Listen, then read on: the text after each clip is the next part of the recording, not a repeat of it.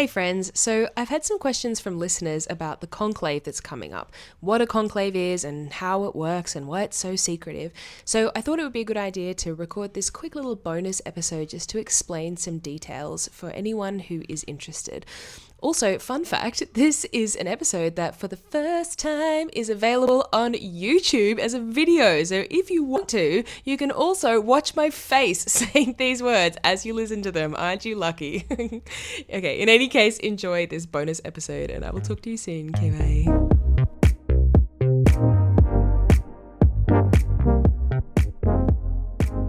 Hey friends, this is Crash Course Catholicism and I'm Caitlin West.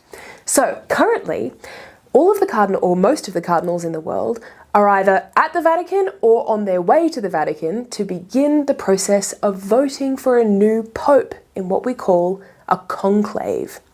So, what is a conclave and how does it work? After the death of the pope, the cardinals have 15 to 20 days to begin the voting process. So they have to wait at least 15 days, and that's to allow enough time for cardinals who are coming from overseas to arrive in the Vatican. In the case of our current conclave, the date has been set for 16 days after the death of Pope Francis. Only cardinals who are under the age of 80 are allowed to vote in a conclave. The main reason for that is just to kind of release the older cardinals of any additional burden.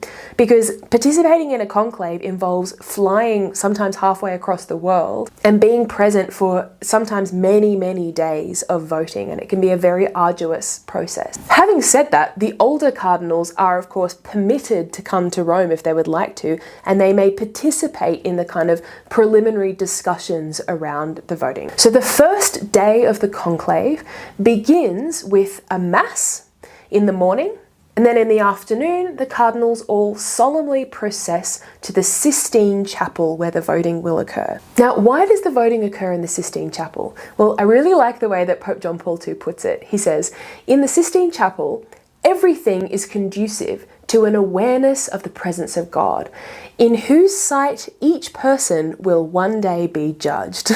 So it's a bit of a reminder of, why they're all here and what they're actually doing and what the point of it all is. We're in the presence of God and we are doing this for the sake of the church. Before the voting begins, the cardinals all take an oath, and in that oath they swear 4 things. First of all, they swear to observe all of the relevant regulations for the voting process. So they swear to do everything by the book, basically.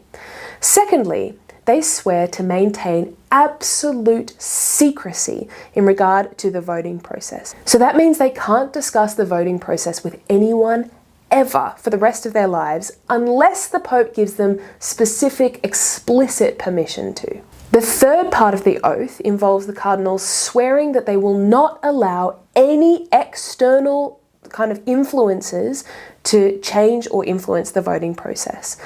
So the idea is that they should be guided by the Holy Spirit and not by any kind of secular authority or any other interested person. And then lastly, they swear that whichever of us becomes Pope, I swear to kind of faithfully carry out that role for the sake of the church. After that oath has been taken, then the cardinals all listen to a meditation that is given by a priest or a bishop, in which that member of the clergy reminds the cardinals of some of the key problems that are facing the world at the moment, and also reminds them of the solemnity of their duty to listen to the Holy Spirit and to select the next pope carefully.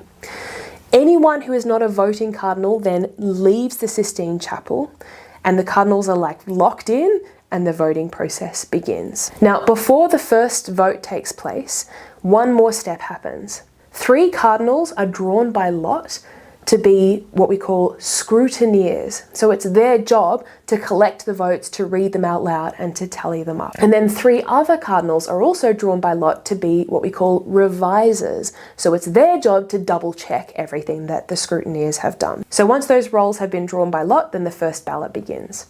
So the way the voting process works is that each cardinal writes a name on a piece of paper, folds the paper twice, and puts it in a receptacle. Once all of the votes are gathered, they're then mixed up and counted. And the reason why they're counted is to make sure that the number of votes corresponds with the number of cardinals.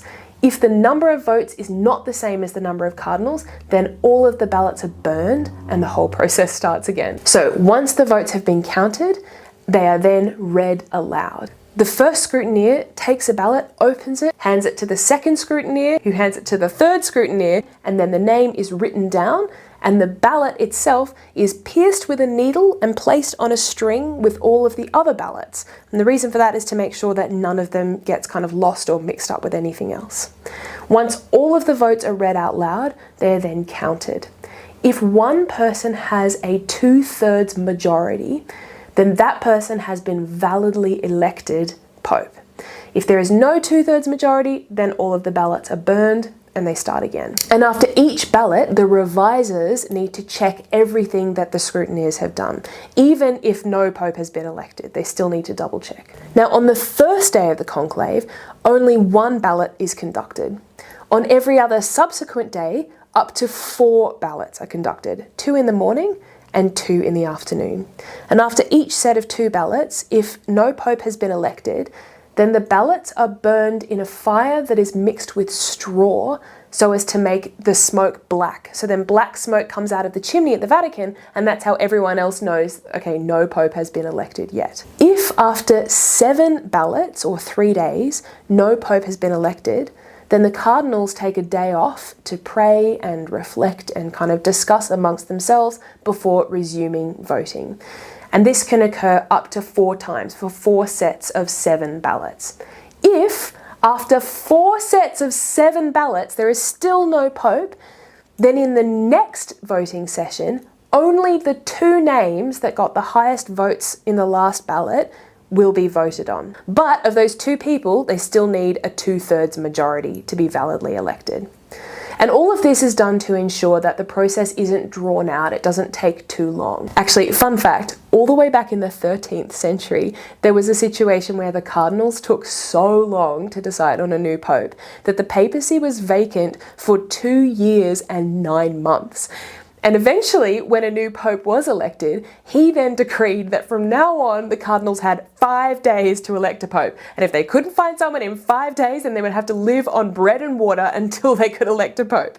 So these days, things are a little bit more relaxed, but there are still kind of these built-in incentives to make sure that it doesn't go on for too long. Having said that though, most of the time it does take multiple ballots to decide on a new pope.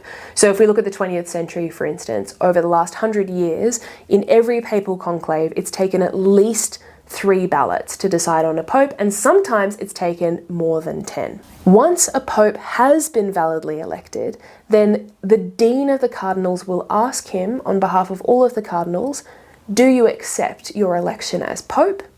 And if he says yes, then from that moment onwards, he is the pope. Okay, now as soon as the pope accepts his election, then special chemicals are mixed into the fire at the Vatican to turn the smoke white. So when everyone outside sees white smoke, that's how we know that there is a new pope. The pope is then immediately conducted into another room. He is dressed in the white papal garments. He's given a papal ring.